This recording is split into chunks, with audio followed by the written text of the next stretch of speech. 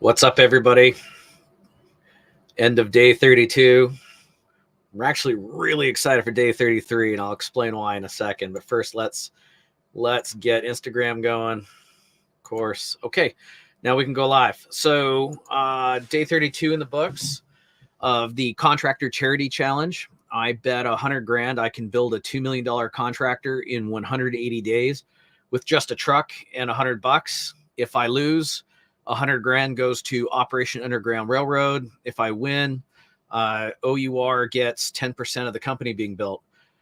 For those of you who don't know who I am, my name is Lane Boland. I'm the founder of Remodel Commanders. I'm a partner in now NSS Home. And what we do is transform remodelers from on the tools, working 90 hours a week, into executives of businesses that run on process. Oh my God, process that creates passive profit. Anyway, so key stats: $9,200 in change on hand. Didn't spend any money today. I sent 0 realtor emails, 0 designer emails out this week. We just concluded a 500 email wealth manager campaign. So far, 2 realtor responses, 3 realtor responses, 26 designers, 27 wealth managers. So far, 7 calculator leads. We had another one come in today. 2 referrals, 4 site visits, about to be 5 site visits. 2 proposals went out.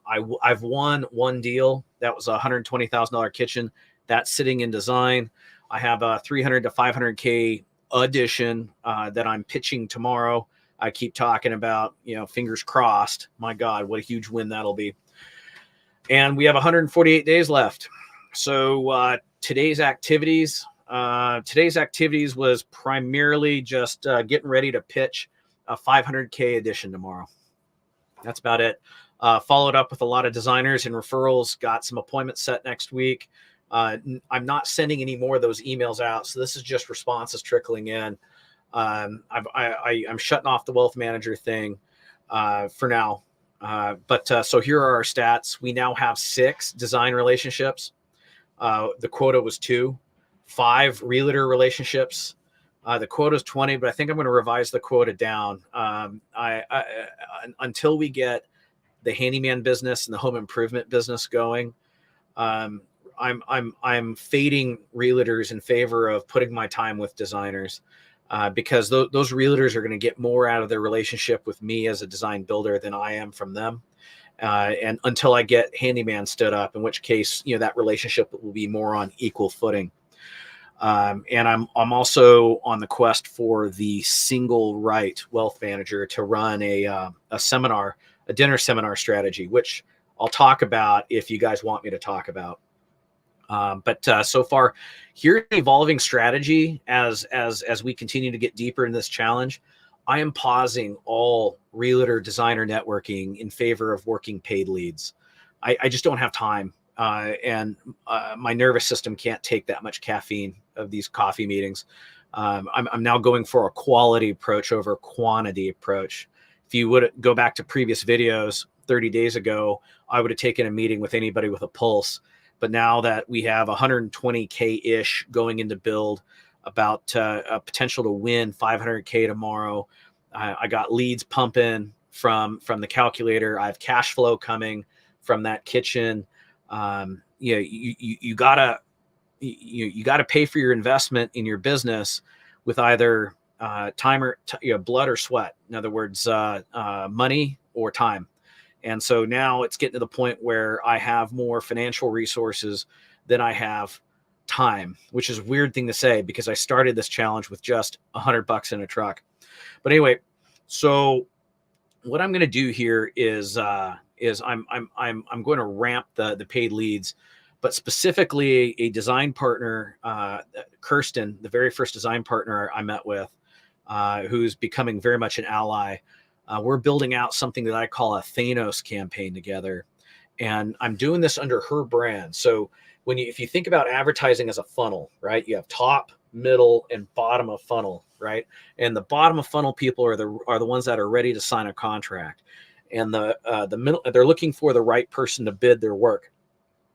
the middle of funnel people are trying to figure out if they can afford the project, and the top of funnel people are trying to figure out what the design of their remodel is going to look like. And you give me any population of homeowner, and I can show you 2% are going to be bottom of funnel, 18% will be middle funnel, and another 20% will be top of funnel, and 60% of the market could care less who we are. Anyway, so what I'm doing, rather than doing this through NSS's Instagram, because remember, top of funnel is all about design. Most people don't associate design with contractors. I mean, sure, you're a design build contractor, but you look at these independent designers, their Instagrams. I mean, unless your Instagram is very design forward, it's going to be counterproductive to run this campaign through a contractor's social media presence. So what I'm doing here is I've been coaching the designer Kirsten to generate viral content about design. She just had one go viral today with 90,000 hits in like an hour. And so what we're doing there at middle of funnel is we're retargeting the engagement. You know, the people that like, comment, or watch, click on her posts we're retargeting those people that engage with her viral content, and we're pushing them towards a lead magnet. Now, what is a lead magnet? That's a free giveaway, right? But yeah, it's a free download, and we're offering a self-published booklet in a PDF format on design and remodel management, right? Specifically design concepts to think through. And in order to capture their names, emails, and phone numbers. And then from there, what we're doing is we're retargeting those downloaders with ads, email, and outbound phone, right, or text message, pushing these people to a project budget calculator, that's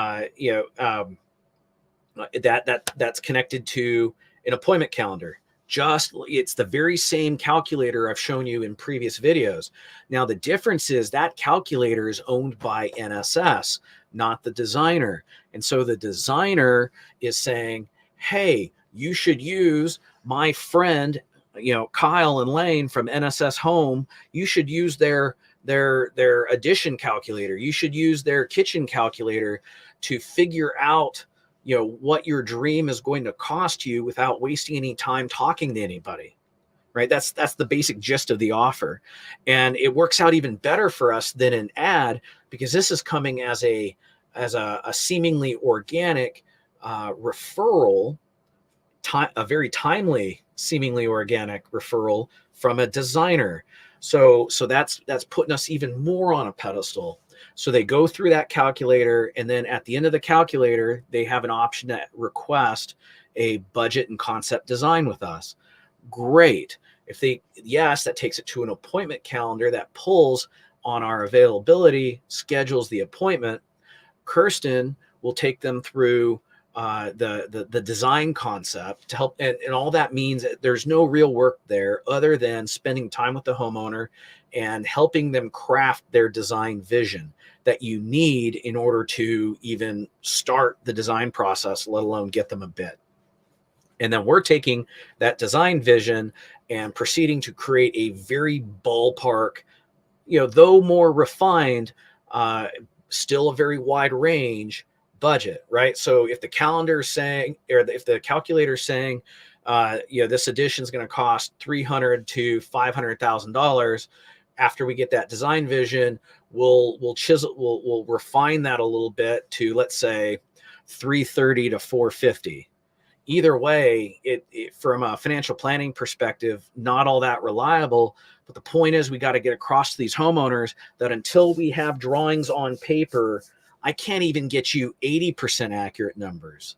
And anybody who represents otherwise is trying to play a contractor games with you, which, House did this study that 70% of remodels go over budget by 20% or more. And that is entirely based on one of two things: either A, an inaccurate, incomplete, or otherwise insufficient design, or B, contractor games, where either a scumbag or an incompetent contractor represents the cost of a project in a seemingly lowball number, credible number, to then start to change order the client to death, taking advantage of the very vague scope. That whether you intended to do that or not, that's still contractor games. And I don't play that game. And so my clients who are affluent and intelligent also don't want to play that game. And that's why they will pay for the design.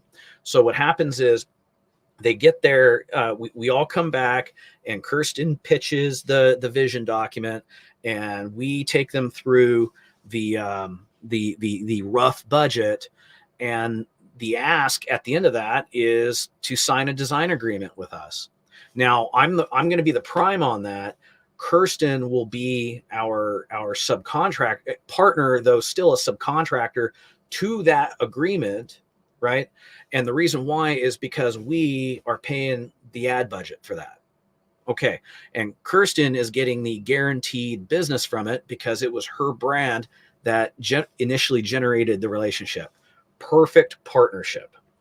So that's the direction we're going in. And I'm going to kind of hold our operation steady, spending $100 a day.